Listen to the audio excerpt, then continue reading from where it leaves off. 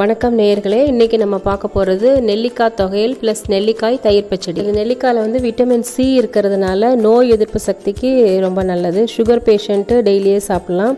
சளி பிடிக்காது, ஏன்னா வதக்கிட்டு செய்கிறதுனால சளி பிடிக்காது, தைரியமாக சாப்பிட்லாம். உடம்புல வந்து நீர் சத்து குறையாமல் பார்த்துக்கும். இதில் வந்து நெல்லிக்காயில் வந்து நீர் சத்து இருக்கிறதுனால நீர் சத்து குறையாமல் பார்த்துக்கும். இது வந்து வயிற்று புண்ணுக்கு நல்லது, மலச்சிக்கல் வராமல் பார்த்துக்கும். நெல்லிக்காய் சாப்பிட்டிங்கன்னா மலச்சிக்கல் இல்லாமல் பார்த்துக்கலாம்.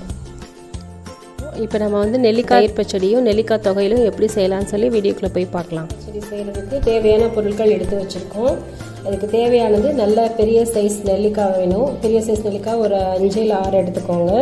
பச்சை மிளகாய் காரத்துக்கு ஏற்ற மாதிரி, இப்போ நான் வந்து ஒரு 6 பச்சை மிளகாய் எடுத்திருக்கேன். அதுக்கு தேவையான அளவு உப்பு எடுத்திருக்கேன். இந்த நெல்லிக்காயை வந்து நம்ம ஸ்லைஸாக கட் பண்ணிக்க போகிறோம். கொட்டையெல்லாம் எடுத்துகிட்டு ஸ்லைஸாக இந்த மாதிரி கட் பண்ணி வச்சுக்க போகிறோம். இந்த மாதிரி கட் பண்ணி வச்சுக்கோங்க ஸ்லைஸாக. அப்போ தான் உங்களுக்கு மிக்சியில் அரைக்கலாம். இப்போ நம்ம அந்த நெல்லிக்காயெல்லாம் கொட்டையை எடுத்துகிட்டு கட் பண்ணி வச்சுருக்கோம். இந்த மாதிரி சைஸில் கட் பண்ணிவிட்டு இப்போ இதெல்லாம் வந்து நம்ம மிக்சி ஜாரில் போட போகிறோம். நம்ம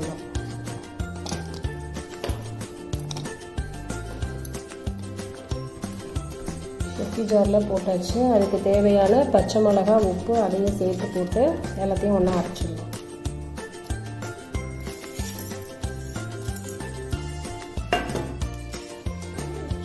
இப்போ கொட்டையெல்லாம் எடுத்துகிட்டு நெல்லிக்காய் வந்து மிக்சியில் போட்டு அரைச்சி எடுத்துகிட்டு வந்திருக்கேன். இந்த பதத்தில் இருக்கணும், தண்ணி விடாமல் அரைச்சிருக்கேன்.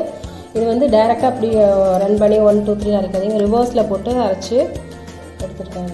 மிக்சியில் இப்படி அரைச்சி வச்ச விழுதை வந்து இப்போ தாளிக்க போகிறோம். ஸ்டவ் ஆன் பண்ணிவிட்டு எண்ணெய் விட்டுக்கலாம்.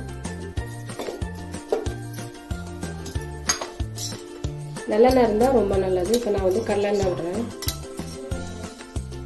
ஒரு 3 ஸ்பூன் விட்டுக்கிறோம். இப்போ எண்ணெய் விட்டு எண்ணெய் காஞ்சிருச்சு. இப்போ நம்ம கடுகு போட்டு தாளிக்கிறோம்.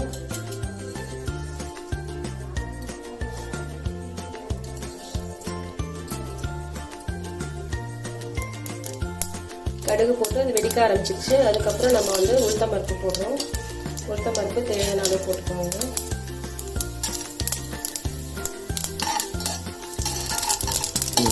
பெருங்காயம் போட்டுட்டு தேவையான அளவு பெருங்காயம் போட்டுட்டு இப்போ நம்ம அரைச்சி வச்ச போட்டு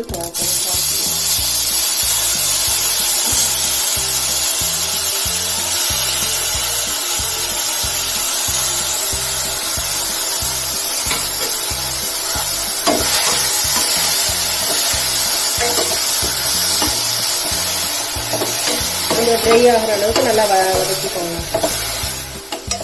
நல்லா தண்ணி போகிற அளவுக்கு கொஞ்சம் நல்லா வதக்கிக்கோங்க. கொஞ்சம் ட்ரை ஆகட்டும்.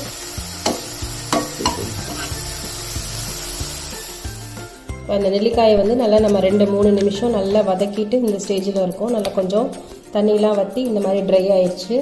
இதை வந்து நம்ம இப்படியே யூஸ் பண்ணிக்கலாம். சாதத்துக்கு தொட்டுக்கலாம், எல்லா சாதத்துக்கும் தொட்டுக்கலாம். அப்படி இல்லைன்னா கொஞ்சம் தயிர் கலந்து தயிர் பச்சடியாகவும் நம்ம யூஸ் பண்ணிக்கலாம். இப்போ தயிர் பச்சடி செய்கிறதுக்கு நம்ம தயிரை வந்து கலந்துக்கிறோம். தயிர் போட்டுட்டு 2 கரண்டி தயிர் போட்டு இந்த நெல்லிக்காய் பச்சடி போடுறோம். நெல்லிக்காய் அரைச்சதை போடுறோம்.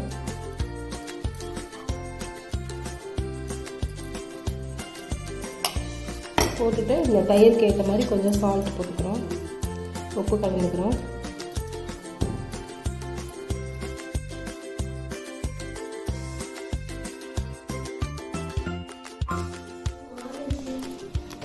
இப்போ நமக்கு நெல்லிக்காய் துவையல் ப்ளஸ் தயிர் பச்சடி ரெடி ஆயிடுச்சு.